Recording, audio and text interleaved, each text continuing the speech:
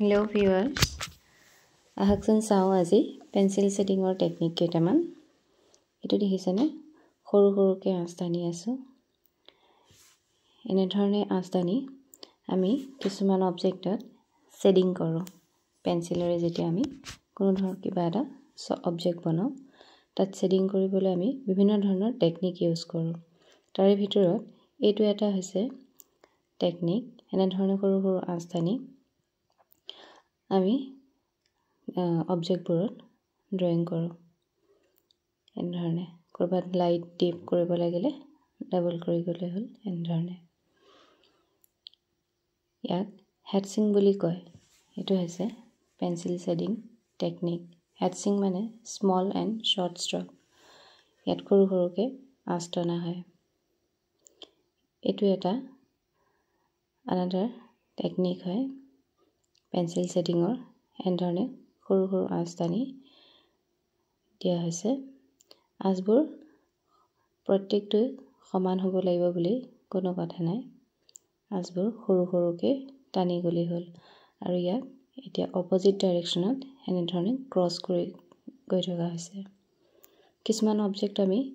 এনে ধৰণে শেডিং কৰো ইয়াক কি কাৰণে ক্ৰস শেডিং টেকনিক বুলি কোৱা হয়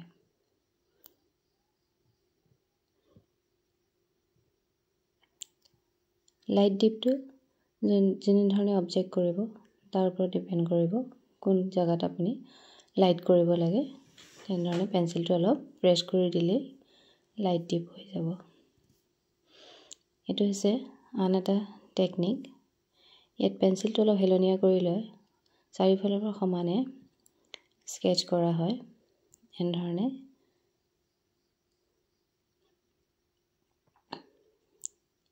এটো সাধাৰণতে মাউন্টেন যেতিয়া আমি বনাও পেন্সিলেৰে তেতিয়া ইয়াৰ ওপৰত এনে ধৰণে শেডিং কৰা হয় এবোৰ শেডিংত কৰাত সাধাৰণতে পেন্সিলবোৰ 2B 4B 6B 8B এনেকুৱা ধৰণৰ পেন্সিল ইউজ কৰা হয় তেতিয়া শেডিংবোৰ সুন্দৰভাৱে কৰিব পৰা যায় আৰু এটো শেডিং আপুনি চাৰিফালৰ পৰা এনে ধৰণে সমানে কৰি যাব লাগে খালি পেন্সিলটো হেলনিয়া কৰি ল'ব লাগে ইয়াক গ্ৰেডিয়েন্ট পেন্সিল শেডিং টেকনিক বুলি কোৱা হয় একেটা আছিল আজি